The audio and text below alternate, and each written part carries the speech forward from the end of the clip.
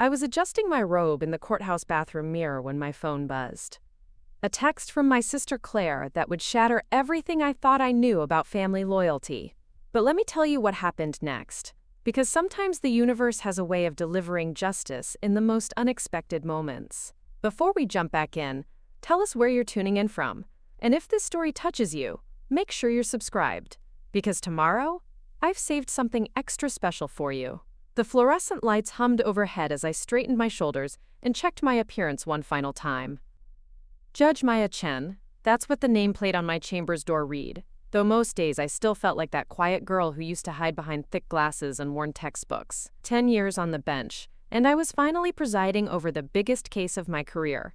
A corporate fraud trial that had made national headlines, with defendants whose names you'd recognize from business magazines and late-night comedy shows. My hands trembled slightly as I touched the judicial pin on my robe, a gift from my mentor when I was first appointed. The weight of it reminded me how far I'd come from that cramped studio apartment where I'd studied for the bar exam, surviving on instant noodles and determination. Back then, Claire used to joke that I was too serious, too focused, that I needed to live a little. I thought she was being a supportive big sister. I had no idea she was cataloging my insecurities for future use.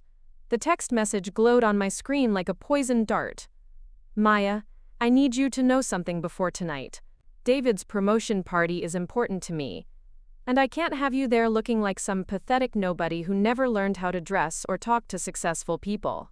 You'll just embarrass yourself and me. Maybe skip it? Love you. I read it twice, then 3 times, each word sinking deeper like stones in still water. David was Claire's fiancé of 6 months. A mid-level marketing executive at Henderson & Associates, one of the city's most prestigious firms. Tonight was his celebration for making senior director, and Claire had been planning it for weeks. She'd called me daily with updates about the guest list, the venue, the catering. She'd even helped me pick out a dress, though apparently that wasn't enough to make me acceptable in her eyes. The bathroom door opened, and my court clerk Jennifer peeked in. Judge Chen? They're ready for you in courtroom 7. The Henderson fraud case, final day of testimony. Her voice carried the weight of anticipation that had been building in the courthouse all week. This was the case that would likely define my career, the one where months of evidence would finally culminate in justice for thousands of defrauded investors. Henderson fraud case? I looked up sharply. Did you say Henderson? Jennifer nodded, checking her tablet. Henderson & Associates. The corporate executives are all here today for closing arguments. Big crowd in the gallery, lots of media. Judge, are you feeling all right? You look pale. My sister's fiancé worked at Henderson & Associates, the same Henderson & Associates whose executives I was about to sentence for embezzling millions from pension funds and charitable organizations. The irony wasn't lost on me, but the timing felt orchestrated by forces beyond my understanding. I tucked my phone into my robe pocket and followed Jennifer down the marble corridors of the courthouse. Each step echoed with the gravity of the moment. The prosecution had presented an airtight case against 3 senior executives who had systematically stolen from their own clients over 5 years. The evidence was damning, the testimonies heartbreaking. Elderly couples who'd lost their life savings, children's cancer charities left empty, college funds vanished into offshore accounts. The courtroom was indeed packed when I entered. I could see reporters in the back rows, their cameras and notepads ready. The prosecution team looked confident, their months of preparation evident in their organized files and focused expressions. The defense attorneys appeared. Preparing and narrating this story took us a lot of time, so if you are enjoying it, subscribe to our channel, it means a lot to us. Now, back to the story. Designed, knowing their clients faced decades behind bars. But as I took my seat behind the bench, my eyes caught something unexpected in the gallery. A man in his 50s with silver hair and an expensive suit was leaning forward, watching me intently. There was something familiar about his face, though I couldn't immediately place it. He had the bearing of someone accustomed to authority, the kind of presence that commanded rooms without effort. All rise for the Honorable Judge Maya Chen, the bailiff announced, and the courtroom rustled to its feet in unison. As I settled into my chair and opened the case file, my phone buzzed again. Another text from Claire. Maya, seriously, David's boss is going to be at the party tonight. This is huge for us. Please don't come if you can't present yourself properly. I'm saying this because I love you." The prosecutor began his closing arguments, his voice carrying across the hushed courtroom as he outlined the devastating impact of the defendant's crimes. But my mind kept drifting to that text message, to the casual cruelty wrapped in false concern. Claire had always been the social one, the one who knew which restaurants were trendy and which designers were worth wearing. Growing up, she'd been my guide to navigating popularity and social acceptance. When had that guidance turned into condescension? I forced myself to focus on the testimony. Mrs. Rodriguez, 73 years old, had trusted Henderson and Associates with her husband's pension fund. The money was supposed to last through their golden years, maybe leave something for their grandchildren. Instead, it had disappeared into executive bonuses and luxury purchases while she worked double shifts at a grocery store to pay for her husband's medications. The defense attorney stood for his closing argument, and I could see the defeat in his shoulders before he even spoke. There was no defending what his clients had done. The evidence was overwhelming, the damage irreversible. These weren't crimes of passion or desperation. They were calculated acts of greed that had destroyed hundreds of lives. During the lunch recess, I retreated to my chambers to review the sentencing guidelines. The crimes carried mandatory minimums, but I had discretion within certain ranges. I thought about Mrs. Rodriguez wiping tears as she testified about selling her wedding ring to pay rent. I thought about the children's hospital that had to close an entire wing because their endowment fund had been emptied. And I thought about Claire's texts, about being called a pathetic nobody by someone who was supposed to love me unconditionally. Jennifer knocked and entered without waiting, something she only did when matters were urgent. "Judge, there's a gentleman here who'd like to speak with you during recess. Says it's about tonight's sentencing and it's important." The man from the gallery stood in my doorway, and suddenly I recognized him. William Henderson, the founder and CEO of Henderson and Associates. His face had been in the newspapers for months as investigators unraveled the fraud scheme within his company. He was the reason this trial existed, though he hadn't been charged personally. The prosecution had determined he was unaware of his executives' crimes, that they had hidden their activities behind legitimate business operations. "Mr. Henderson," I said, gesturing to the chair across from my desk, "I'm not sure it's appropriate for us to meet privately while this case is ongoing." He held up a hand, his expression grave. "Judge Chen, I understand your position, and I respect the legal boundaries. I'm not here to discuss the case or influence your decision in any way. I'm here because I believe we may have a mutual acquaintance, and I wanted to address something that might affect tonight's proceedings." My heart began to race. Tonight's proceedings? My employee David Morrison is celebrating his promotion this evening. I understand his fiancé is your sister, Claire Chen. She called my office this afternoon with concerns about family attendance at the party. His voice was measured, professional, but there was something underneath it that suggested he was carefully choosing his words. The world seemed to tilt slightly. Claire had called his office? About me? "Mr. Henderson, I'm not sure I understand what you're trying to tell me." He leaned forward slightly, his hands clasped. "Judge Chen, I've spent 30 years building Henderson and Associates from nothing. I've employed over 300 people, and I've prided myself on knowing the character of those who represent my company. When someone calls my office to discuss family embarrassment and social acceptability, I listen carefully. The implications hit me like cold water. Claire hadn't just texted me those cruel words. She'd called David's boss, the CEO of a major firm, to discuss her concerns about her pathetic nobody sister, potentially embarrassing them at a work function. "What exactly did she say?" I asked, though part of me didn't want to know. She expressed concern that her sister, who she described as socially awkward and professionally unsuccessful, might not present well at a corporate gathering. She suggested it might reflect poorly on David's judgment and his new role within the company. His voice remained neutral, but I could see something shifting in his expression. "Judge Chen, I've been in business long enough to recognize character when I see it. The way someone speaks about family tells me everything I need to know about their values." I sat in stunned silence. It was one thing for Claire to text me those hurtful words privately. It was another entirely for her to call a CEO and disparage me to protect her own social standing. The betrayal felt deeper than the original insults, more calculated and cruel. "I wanted you to know," Mr. Henderson continued, "because I suspect your sister may have misrepresented both your character and your professional standing to David and others in our organization. I thought you deserved to know the full scope of what was said.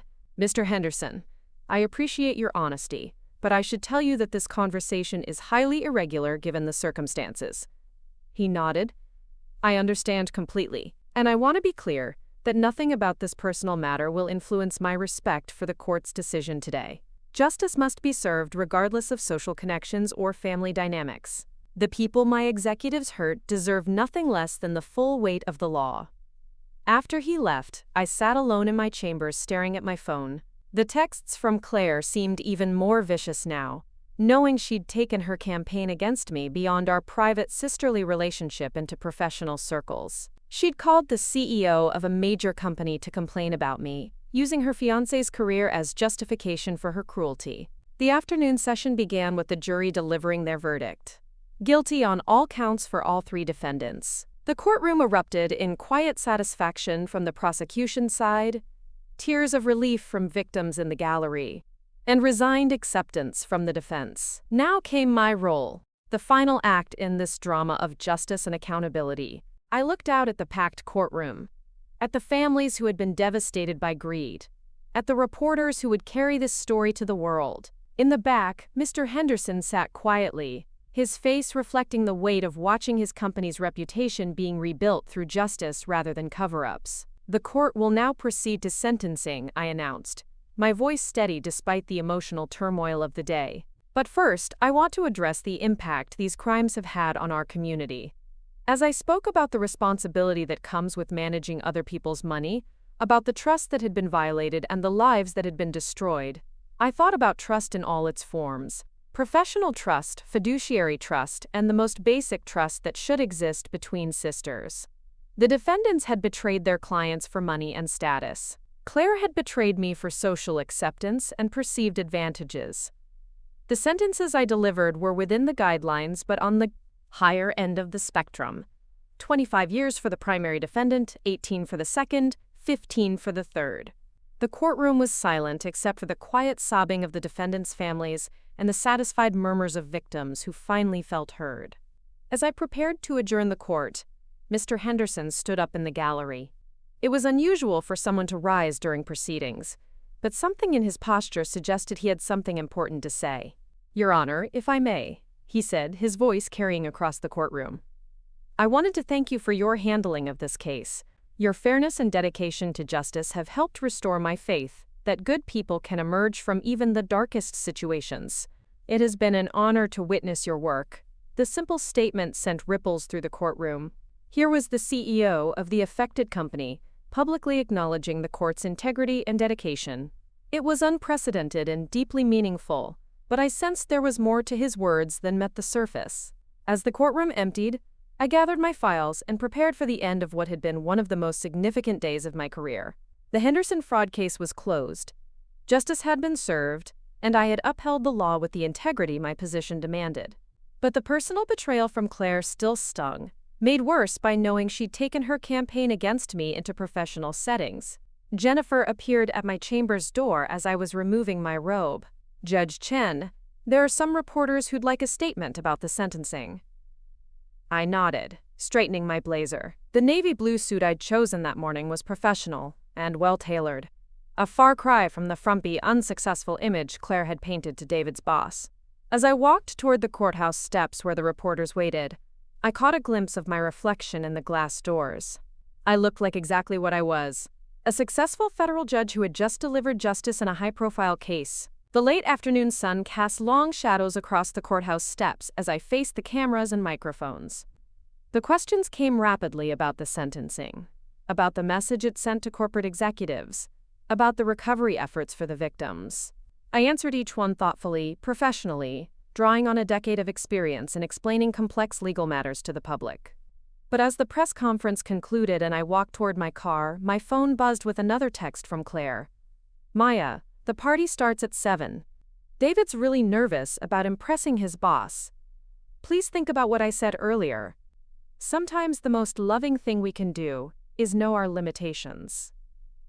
I stared at the message for a long moment, then looked back at the courthouse where I'd just concluded one of the most important cases of my career. The contrast between Claire's perception of me and the reality of my accomplishments was so stark, it would have been laughable if it weren't so painful.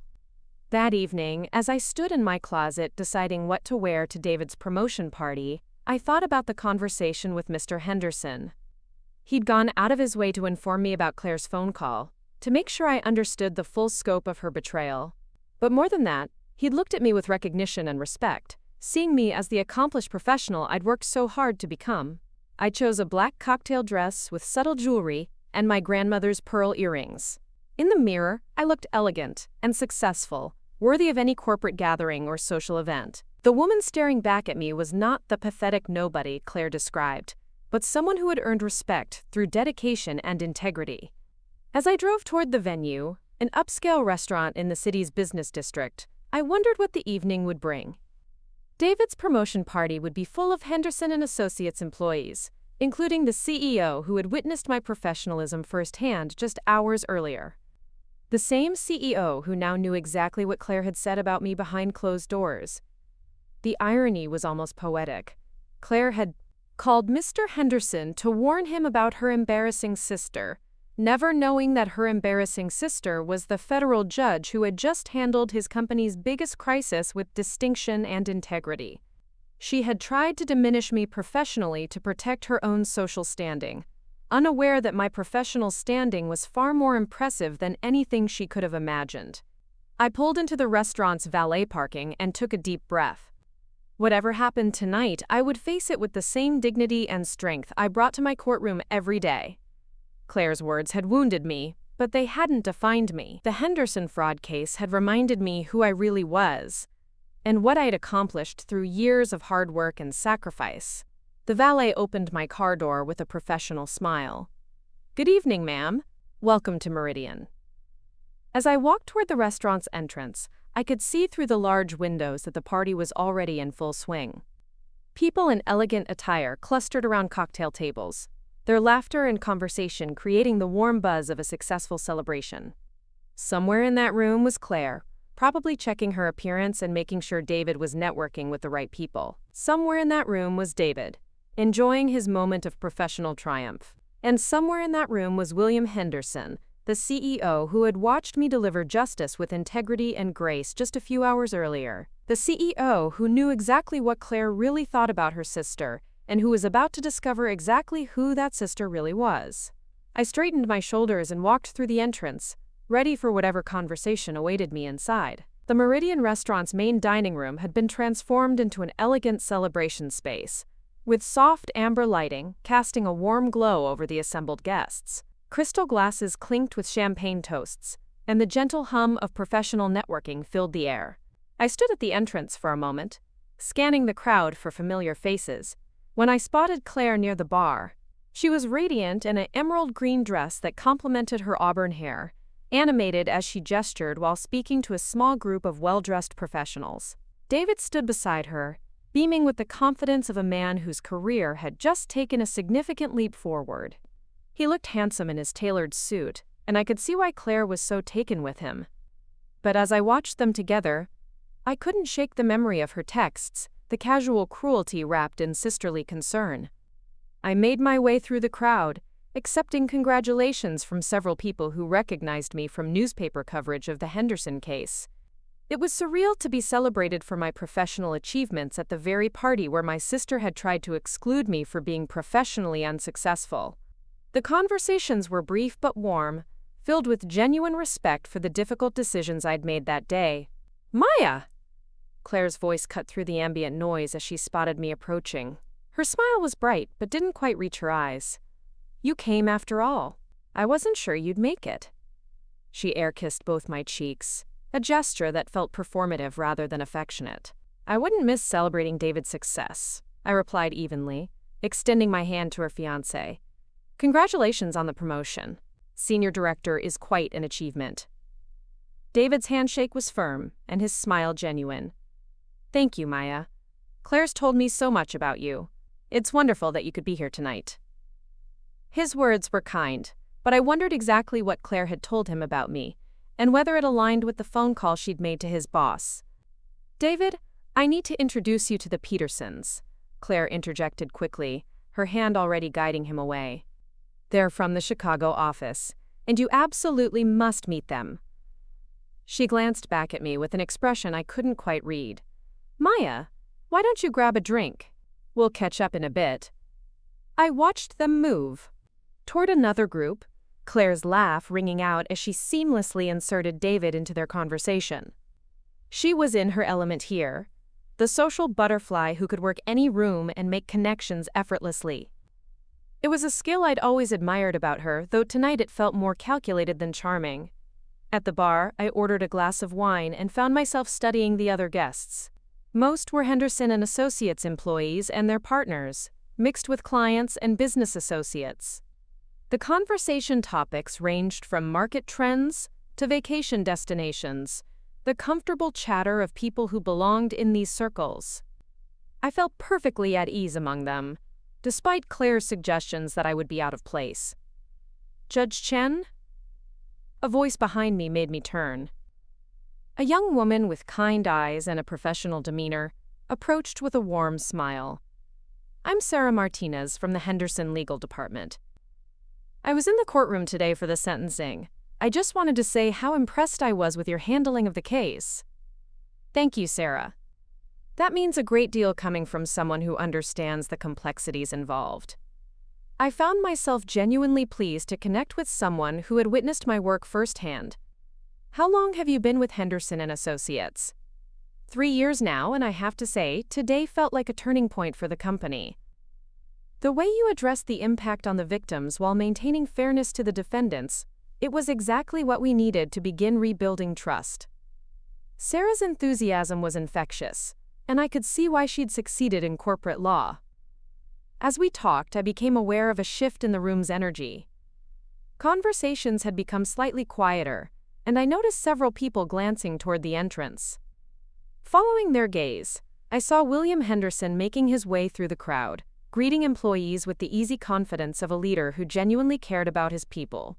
He was different here than he had been in my chambers earlier. Less formal, more approachable, but still carrying that unmistakable aura of authority that came from decades of building and leading a successful company. People gravitated toward him naturally, not out of obligation, but from genuine respect. Mr. Henderson always makes an appearance at promotion celebrations, Sarah explained, following my gaze. He believes in recognizing achievement personally. It's one of the things that makes working here special, even after everything that's happened with the fraud case. I watched as he made his way through the room, stopping to congratulate David with a firm handshake and warm words. Claire positioned herself prominently beside her fiancé, clearly thrilled to be part of this moment with the company's CEO. Her body language radiated pride and satisfaction, the look of someone whose social climbing had paid off exactly as planned. But then something interesting happened. As Mr. Henderson finished his conversation with David, his eyes found mine across the room. There was a moment of recognition, followed by what looked like a decision being made. He excused himself from the group and began walking directly toward me. Judge Chen, he said as he approached, extending his hand with a smile that seemed both professional and personally warm. What a pleasant surprise to see you here. I had no idea you'd be joining us tonight. The conversations around us had quieted noticeably. People were clearly curious about this interaction between their CEO and someone they might not recognize. Sarah beside me straightened slightly, sensing the significance of the moment. Mr. Henderson, thank you for inviting me into your celebration. David seems like a wonderful addition to your senior leadership team. I shook his hand, maintaining the professional courtesy that the situation required while being acutely aware of the attention we were drawing. Indeed he is. We're fortunate to have people of character on our team. His words were measured, but there was something in his tone that suggested deeper meaning. I hope you don't mind me saying, Judge Chen, but today's proceedings were a masterclass in judicial integrity. The way you balance justice with compassion, it reminded me why I still believe in our legal system. The room had grown notably quieter now. I could sense people straining to hear our conversation, clearly intrigued by the obvious respect and familiarity between their CEO and this woman they didn't recognize.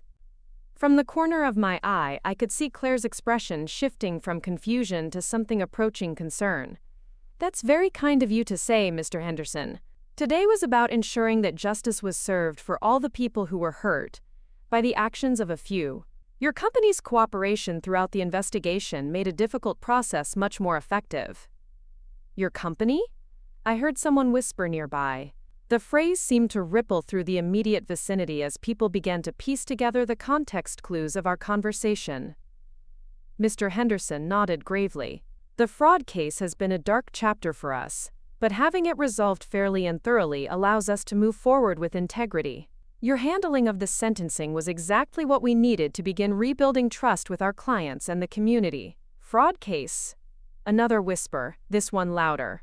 I could feel the energy in the room shifting as people began to realize they were witnessing a conversation between their CEO and the federal judge, who had just concluded the highest-profile case in their company's history. Sarah beside me had gone very still, her eyes wide with dawning recognition.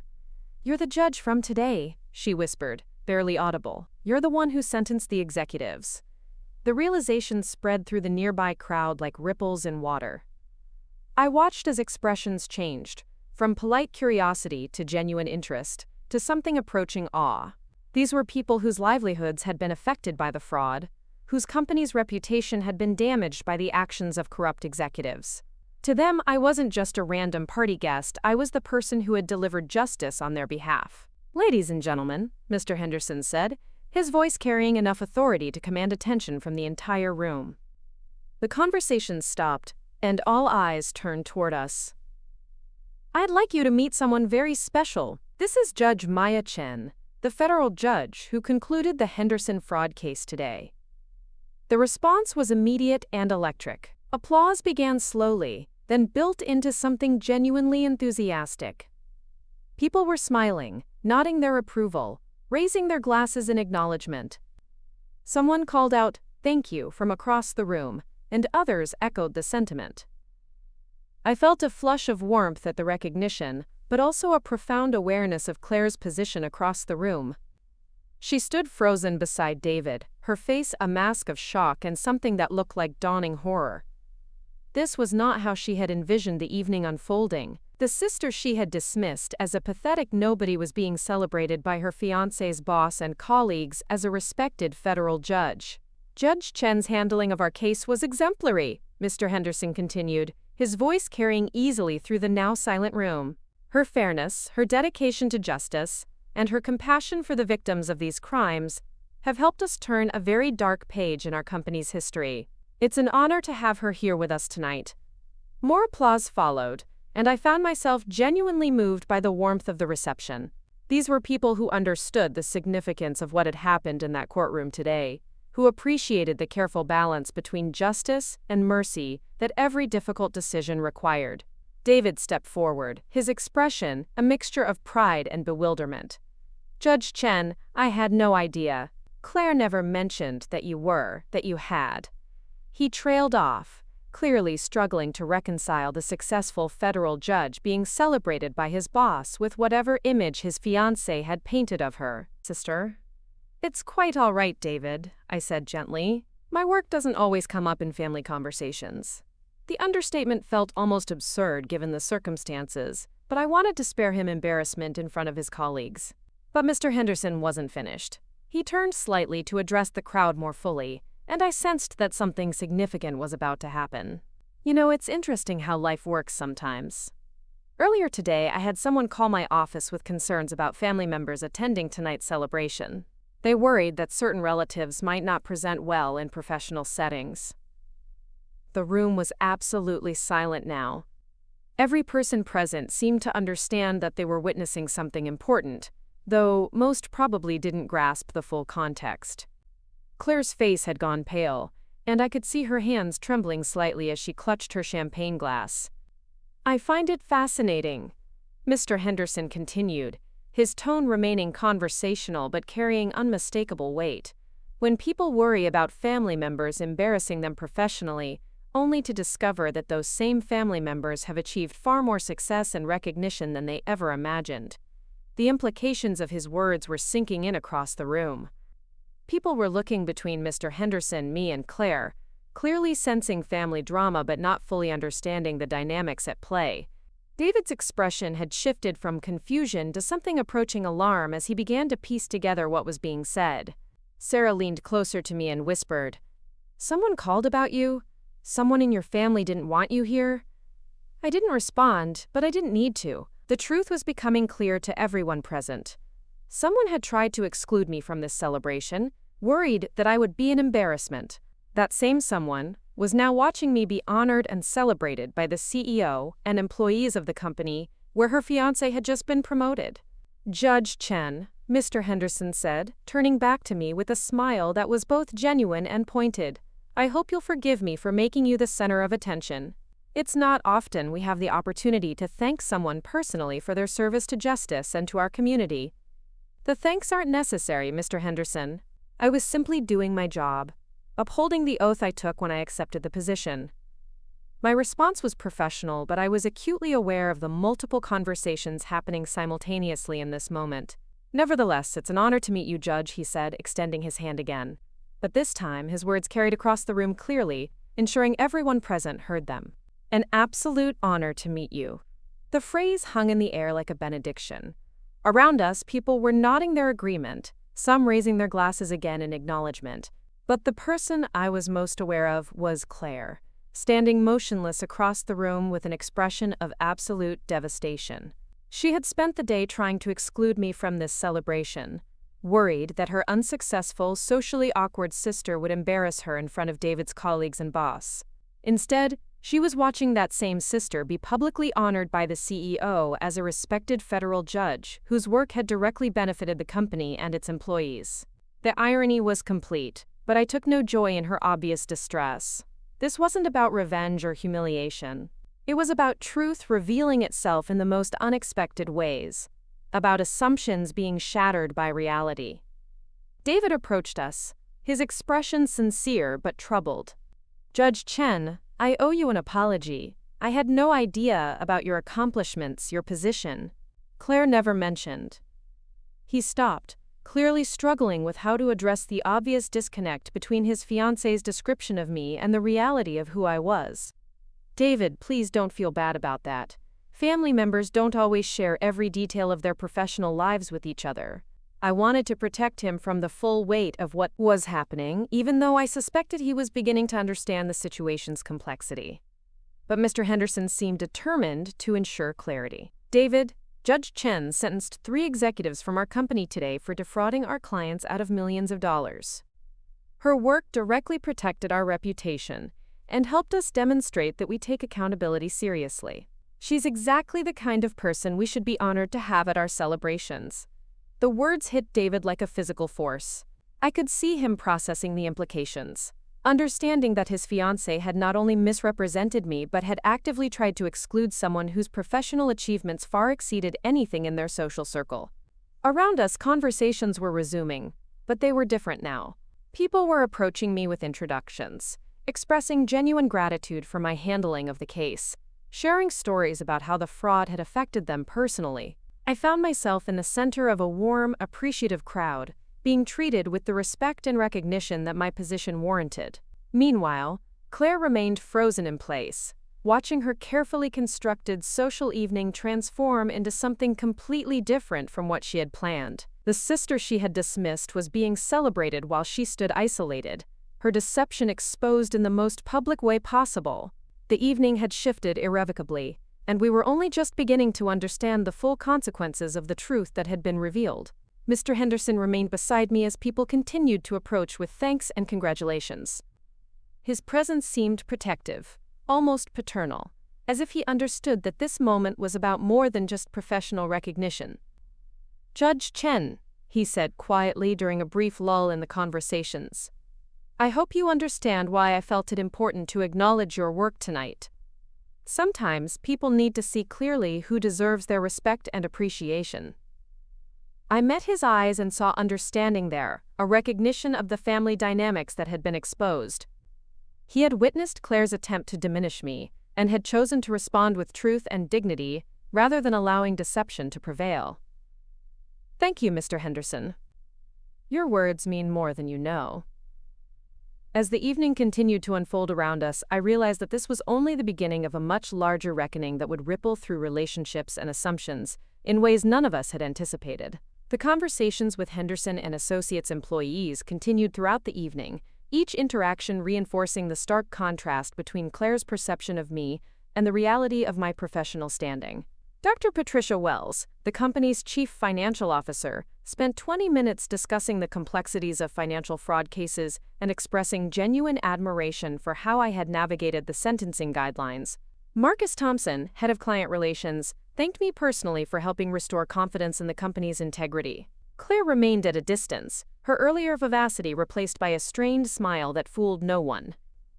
I watched her attempt to rejoin conversations, but there was an awkwardness now that hadn't existed before. People kept glancing between us, clearly sensing the family tension that had been exposed. David stayed close to her side, but his own demeanor had shifted. The easy confidence he'd displayed earlier was now tinged with confusion and what looked like growing concern. Around 9 o'clock, as the party began to wind down, Sarah Martinez approached me with a thoughtful expression. "Judge Chen, I hope this isn't presumptuous, but I've been thinking about something Mr. Henderson mentioned earlier. About someone calling to express concerns about family members at tonight's event." I sipped my wine, carefully, choosing my words. Family dynamics can be complicated, Sarah. Sometimes people have different perspectives on what constitutes appropriate behavior in professional settings. I suppose what I'm struggling with is the disconnect between the concern and the reality. I mean, you're a federal judge, you've handled some of the most high-profile cases in the district. You literally sentenced our company's corrupt executives today. She paused, studying my face. It seems like whoever called might not have had accurate information about your professional accomplishments. Before I could respond, David himself appeared beside us, looking increasingly uncomfortable. "Judge Chen, could I have a word with you privately? I think there might be some misunderstandings that need to be addressed." We moved to a quieter corner of the restaurant, away from the remaining clusters of party guests. David's expression was earnest, but troubled, the look of a man trying to reconcile conflicting information about someone important to both his professional and personal life. "I need to be direct with you," he began, his voice low. "Claire told me that her sister was going through a difficult time professionally. She said you were struggling to find stable work, and that you might feel out of place at a corporate event like this. She was worried that you might say something inappropriate, or feel intimidated by the professional atmosphere." The words hit me like cold water, even though I'd suspected something like this. Hearing it stated so plainly, the complete fabrication of my circumstances felt like a deeper betrayal than even the cruel texts had been.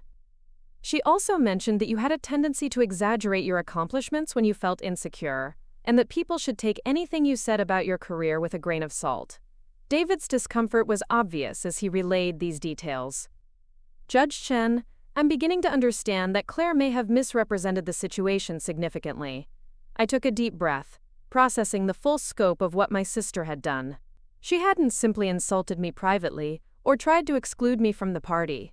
She had constructed an elaborate fictional narrative about my life and career, designed to undermine my credibility and justify my absence from social events that mattered to her. "David, I appreciate your honesty in sharing this with me. It helps me understand the full context of what's been happening." I kept my voice calm and professional, drawing on years of courtroom experience in managing difficult conversations. "Can I ask, what specifically prompted Claire to share these concerns with you and others?" He ran a hand through his hair, clearly struggling with the implications of what he was revealing. "She said she loved you, but that you had a pattern of creating dramatic situations when you felt excluded or overlooked. She worried that if you came tonight and felt ignored or out of place, you might cause a scene that could reflect poorly on my promotion or my standing with the company." The systematic nature of Claire's deception was becoming clear.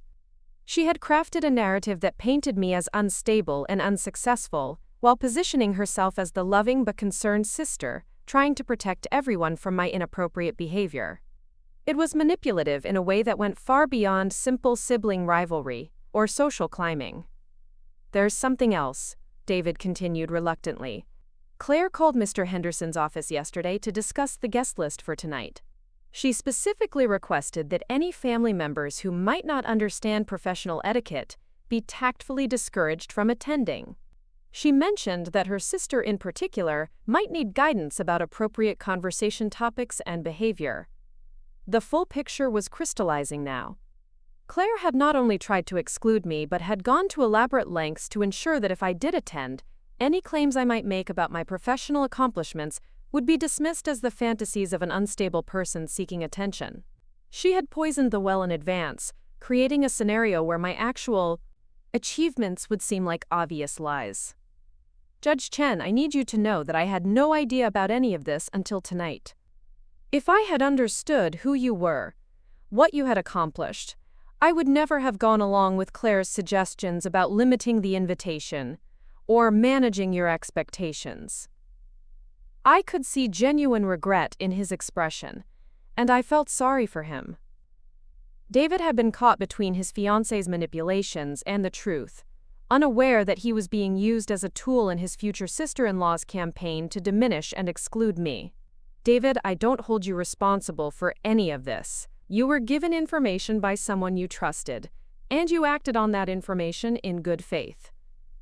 I paused, watching Claire across the room as she attempted to engage Mr. Henderson in conversation, apparently trying to salvage something from the evening's unexpected developments. The question now is what you plan to do with the accurate information you have. He followed my gaze to Claire, and I could see him processing the full implications of what had been revealed. His fiancée had lied systematically about her own sister, potentially damaging both my reputation and his professional relationships in service of her own social insecurities. I need to talk to her, he said finally.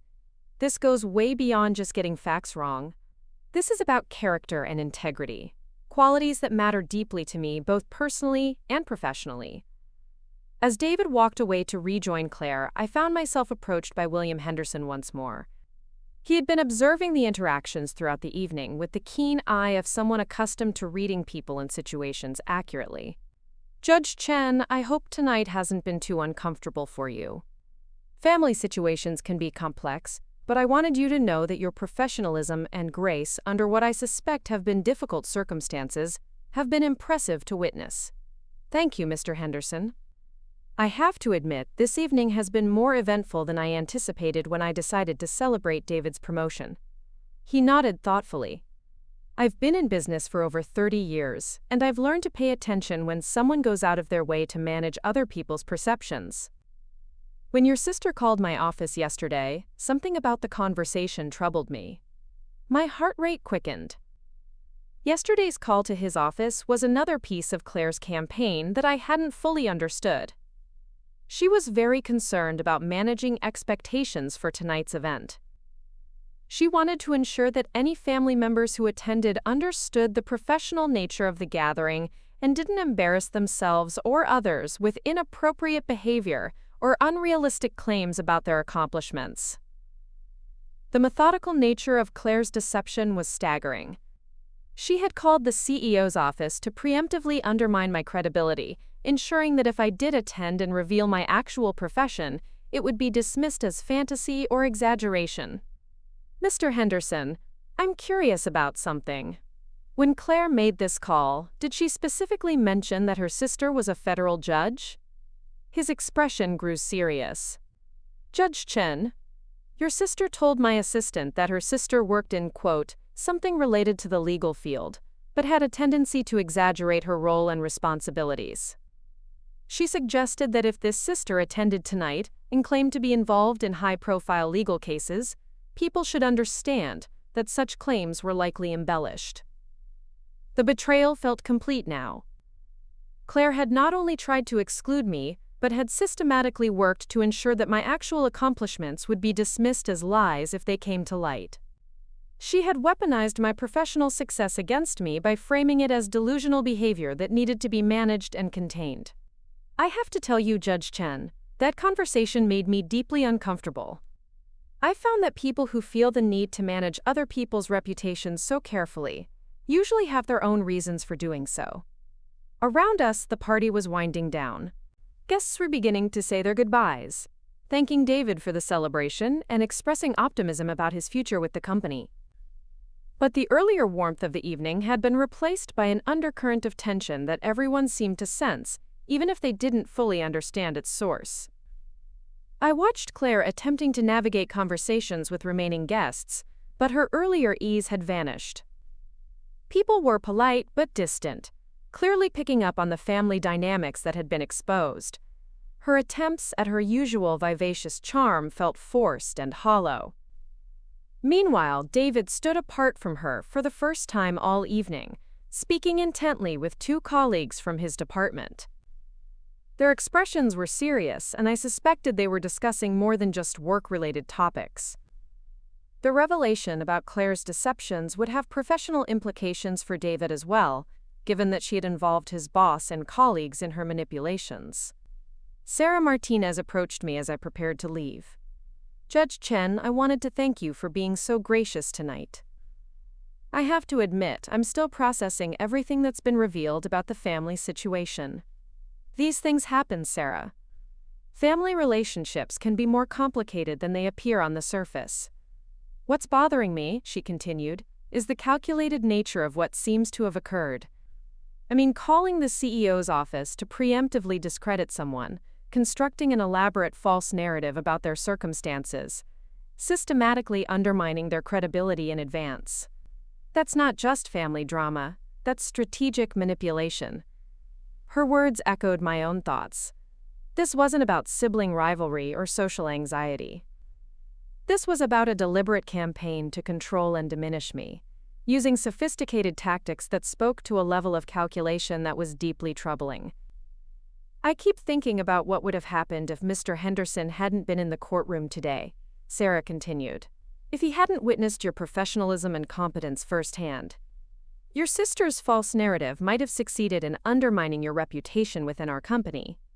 The implications were sobering.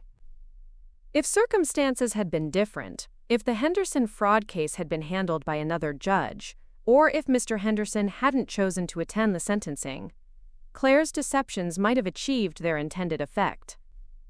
I would have been dismissed as an unstable person making grandiose claims about professional accomplishments I didn't possess."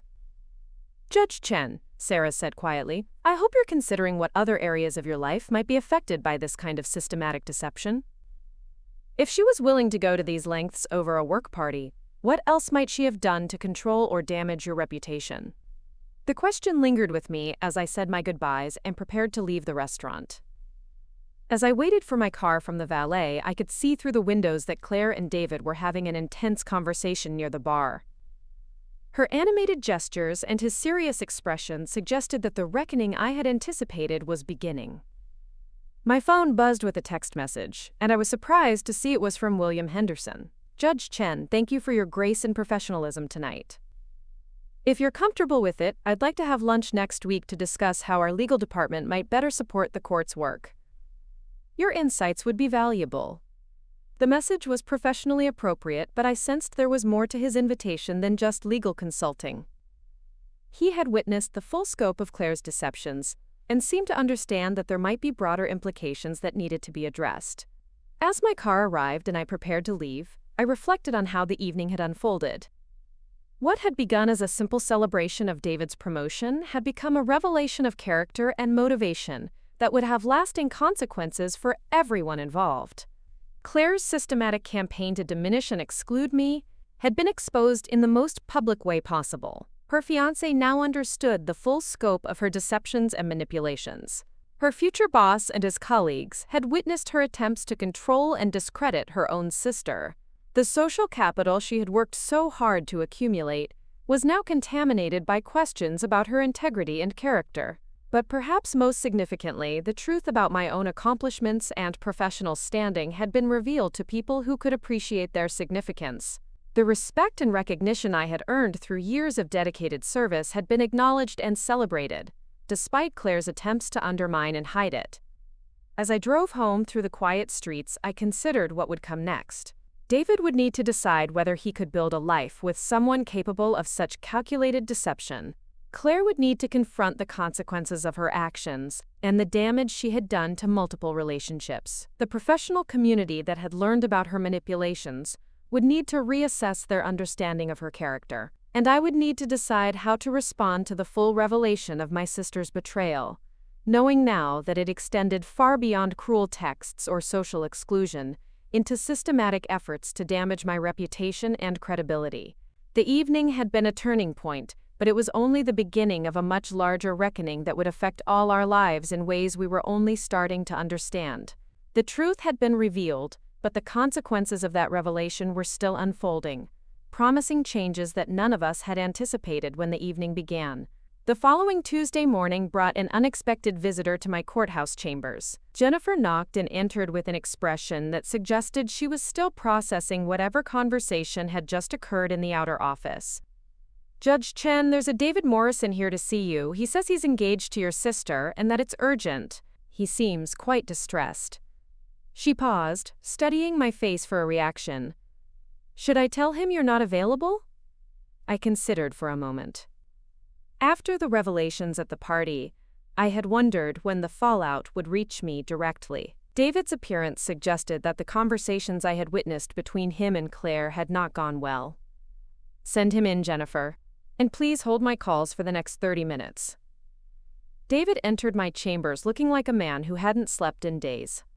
His usually immaculate appearance was disheveled, his tie slightly askew, and his eyes carried the weight of someone grappling with fundamental questions about someone he loved. "Judge Chen, thank you for seeing me. I know this is highly irregular, and I apologize for coming to your workplace, but I needed to speak with you somewhere private, somewhere Claire couldn't interrupt or control the conversation." He sat heavily in the chair across from my desk, running his hands through his hair in a gesture that had become familiar during our brief interactions at the party. "I've spent the last 3 days trying to understand what happened at my promotion celebration, and I keep coming back to the same disturbing conclusion." I waited, allowing him the space to work through whatever he needed to say. In my years on the bench, I had learned that sometimes the most important revelations came when people were allowed to process their thoughts without pressure or interruption. "Claire lied to me about everything," he said finally, his voice flat with exhaustion and disappointment. "Not just about your profession or your circumstances, but about fundamental aspects of your character and your relationship with her. She constructed an elaborate fiction designed to justify excluding you from important events in our lives." David pulled out his phone and scrolled through what appeared to be a lengthy conversation thread. After the party, I started asking questions. Real questions about specifics. When did you supposedly lose your job? What kind of work had you been doing before your alleged struggles? What were these inappropriate behaviors she was so worried about? He looked up from his phone with an expression of disgust that seemed directed as much at himself as at Claire. "Judge Chen, she couldn't answer any of those questions with specific details.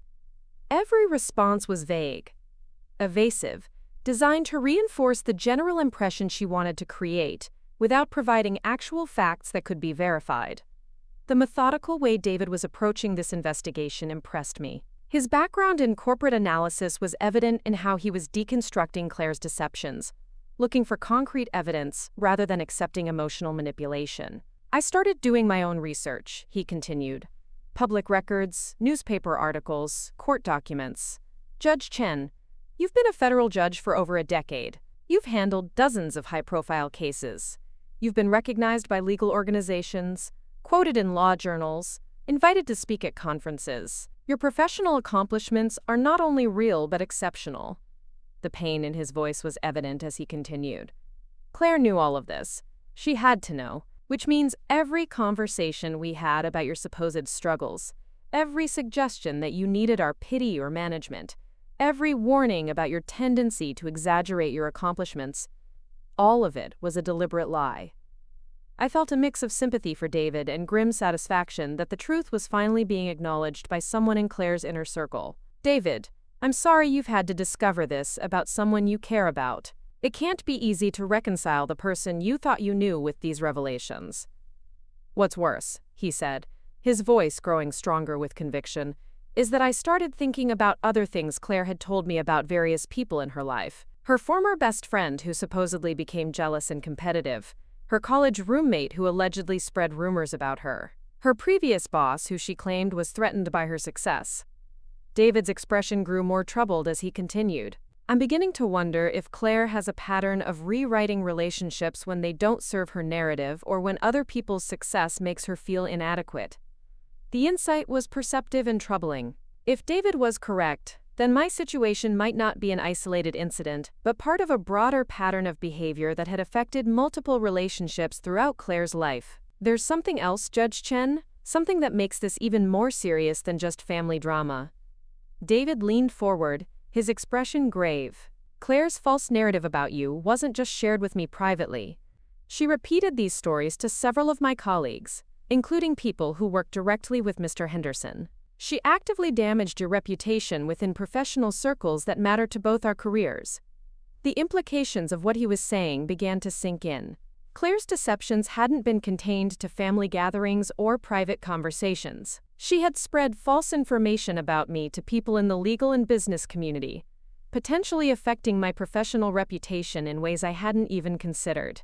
Specifically, she told Janet Morrison in our legal department that you had been struggling with employment issues and had a tendency to make grandiose claims about legal work you'd supposedly done. Janet was considering inviting you to speak at our annual legal conference until Claire advised against it, suggesting you might embarrass yourself and the company. The revelation hit me like a physical blow.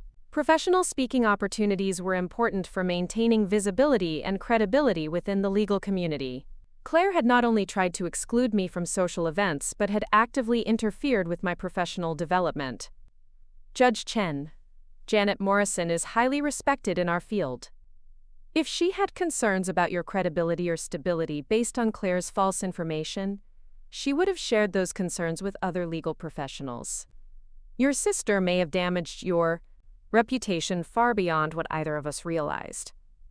David pulled out a small notebook and flipped through several pages of what appeared to be detailed notes. I've been documenting everything I can remember about Claire's statements regarding you over the past 6 months. Dates, specific claims, people who were present for various conversations. I thought you should know the full scope of what she's been doing. The systematic nature of his investigation was both impressive and deeply concerning. If David was correct about the breadth of Claire's deceptions, then the damage to my reputation might extend throughout the professional community in ways that could affect future opportunities and relationships.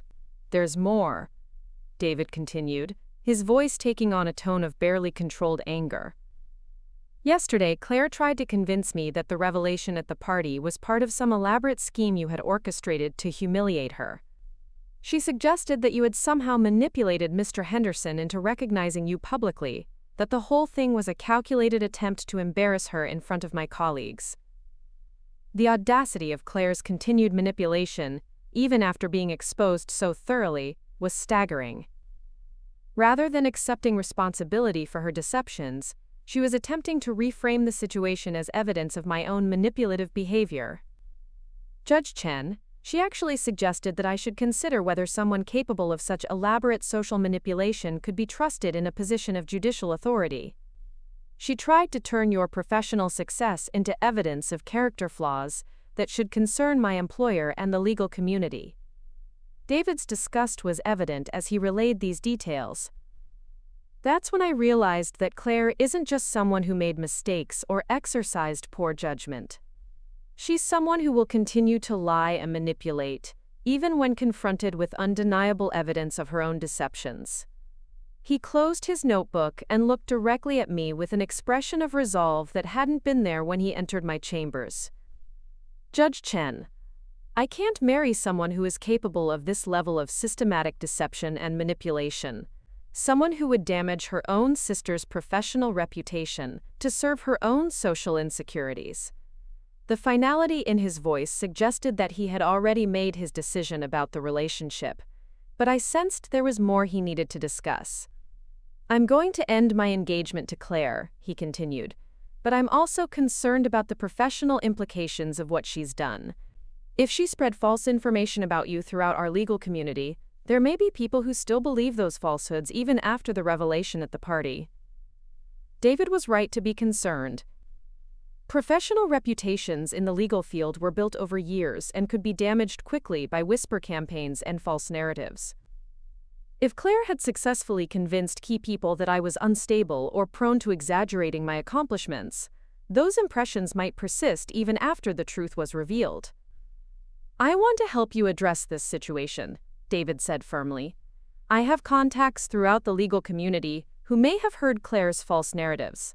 I'm prepared to reach out to them directly, to correct the record and provide accurate information about your professional standing and accomplishments."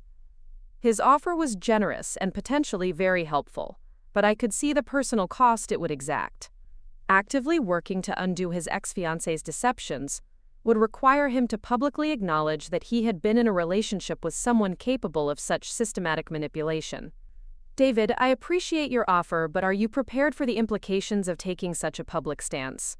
This won't just end your relationship with Claire, it will make you an active participant in correcting the damage she's done." He nodded grimly. "Judge Chen, my professional reputation is built on integrity and accuracy. If I allow false information spread by my former fiancé to continue damaging someone's career, especially someone whose work I've come to respect greatly, then I'm complicit in that damage." The conversation was interrupted by a knock at my chamber door. Jennifer entered with an expression of barely concealed surprise. "Judge Chen, I'm sorry to interrupt, but your sister Claire is in the outer office. She says she needs to speak with you urgently, and that she won't leave until she does."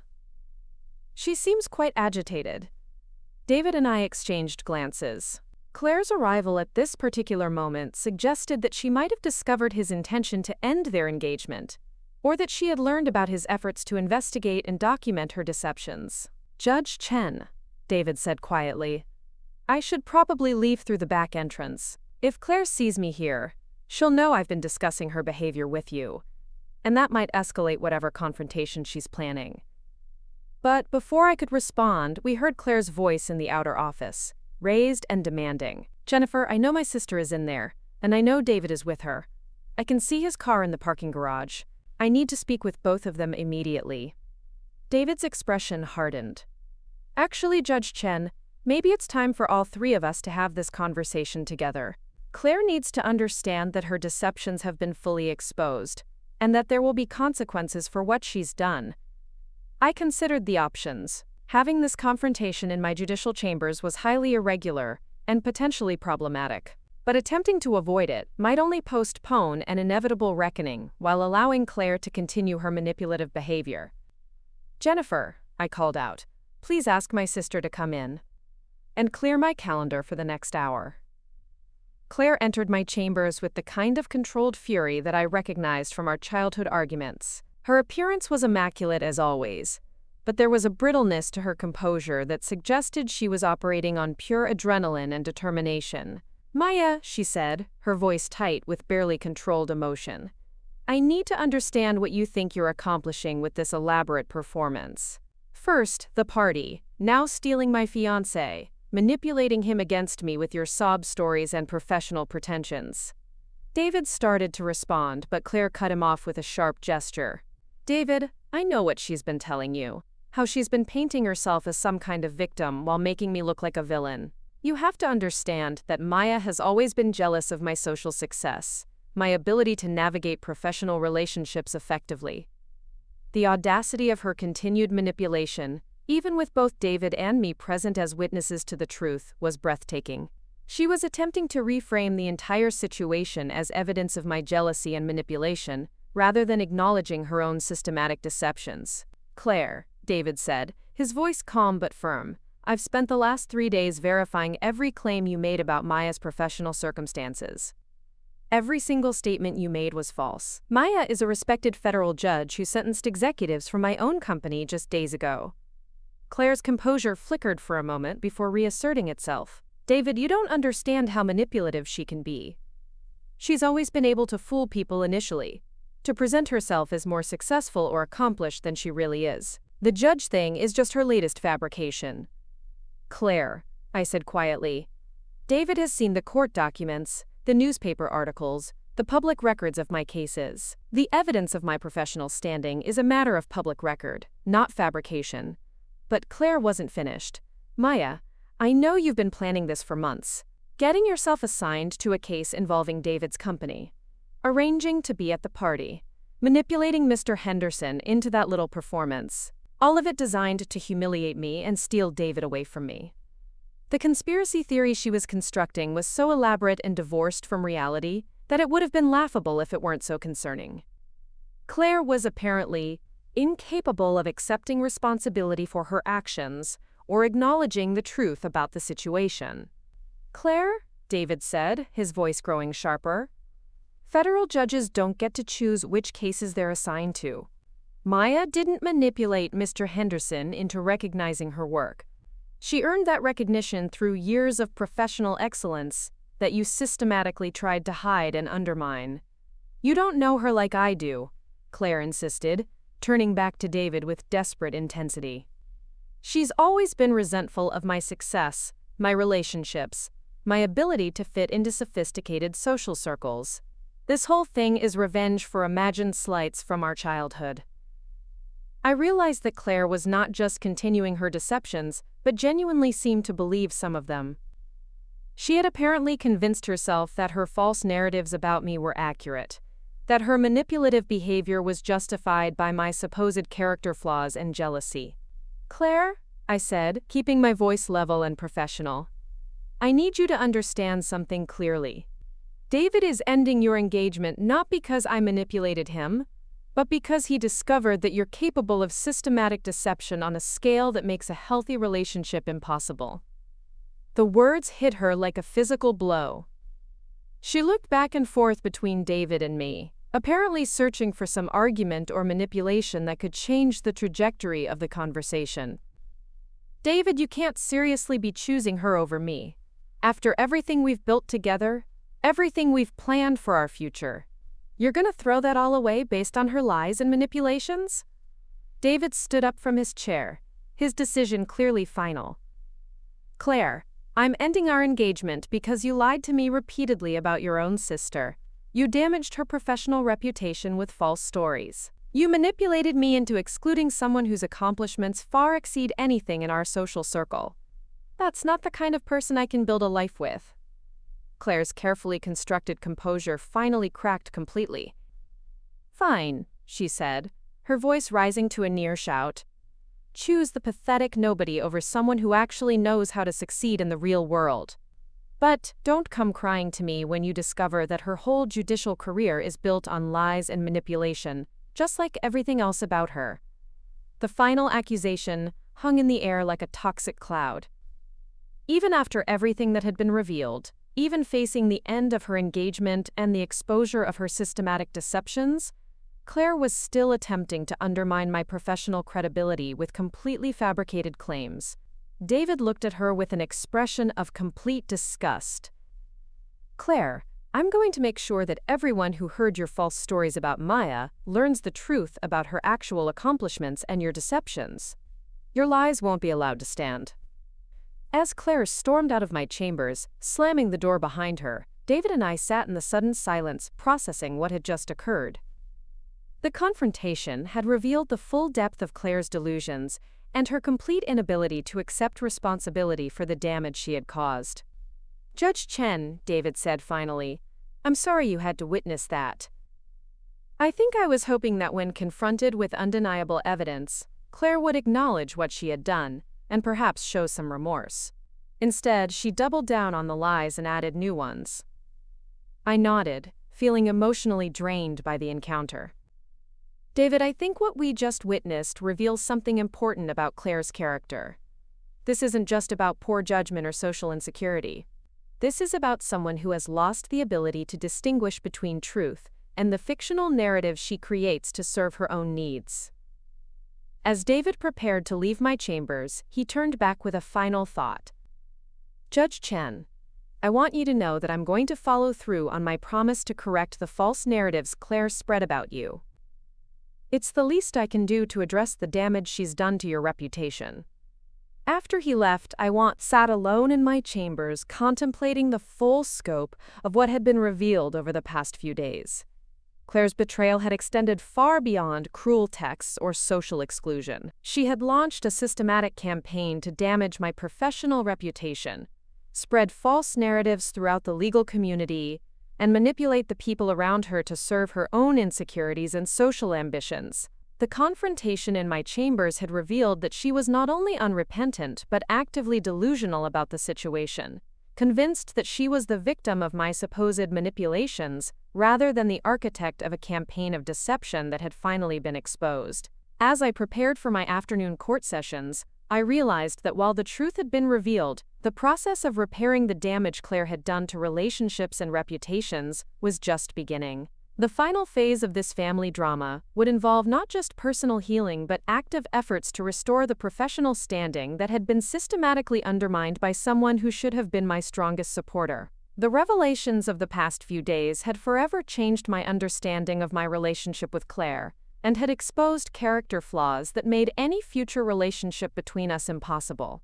But they had also revealed the strength of professional relationships built on actual accomplishments rather than social manipulation, and the willingness of good people like David to stand up for truth, even when it came at personal cost. 6 months later, I stood in the sunlit conference room of the downtown Marriott, addressing the annual Legal Excellence Summit. The audience of 200 attorneys, judges, and legal professionals listened intently as I discussed judicial ethics in high-profile corporate fraud cases. It was the kind of speaking engagement that Claire had once tried to sabotage, but now represented the restoration of my professional standing within the legal community.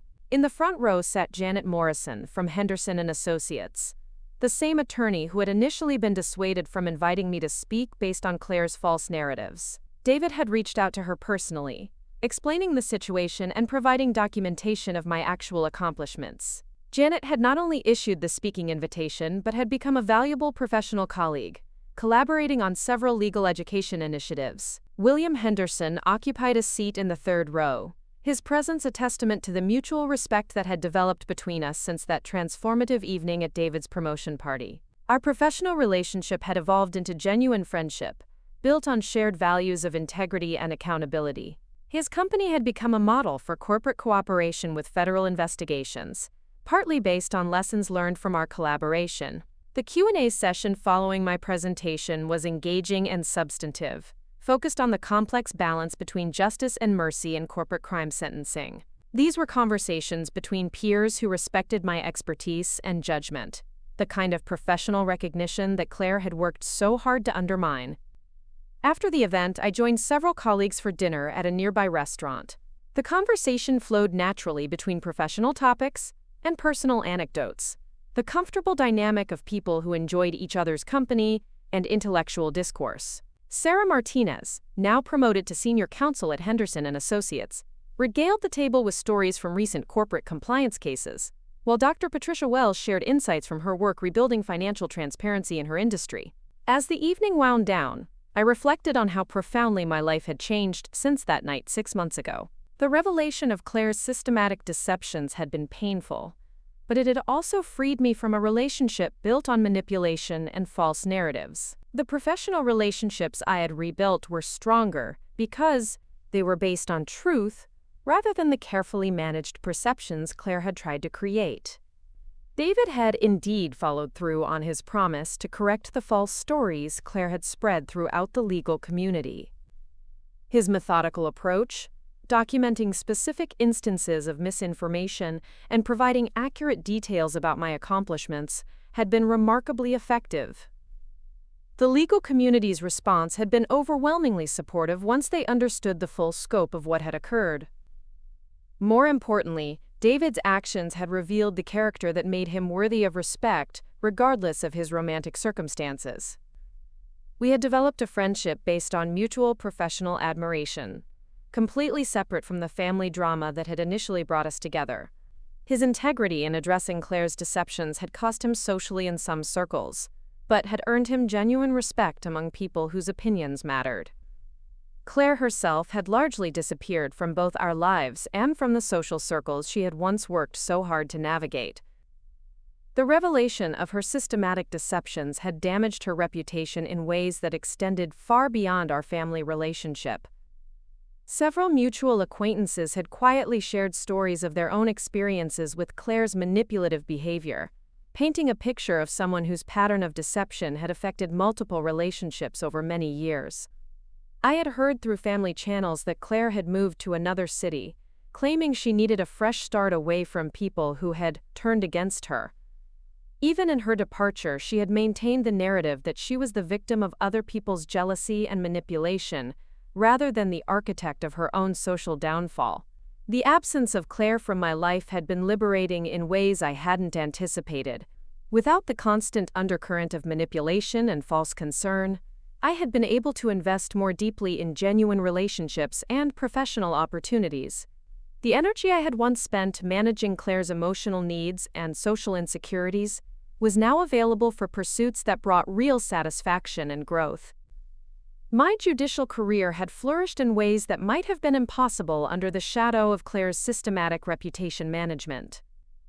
The Henderson fraud case had led to invitations to speak at national conferences, opportunities to mentor young attorneys, and recognition from legal organizations that valued principled decision-making over social connections. On a personal level, I had begun dating Marcus Thompson, the head of client relations at Henderson & Associates, whom I had met at David's party. Our relationship was built on mutual respect and genuine compatibility, rather than the complex dynamics of family obligation or social positioning. Marcus appreciated my professional accomplishments without feeling threatened by them, and I valued his integrity and straightforward communication style. The contrast between this healthy relationship and the toxic family dynamic I had endured with Claire was stark and enlightening.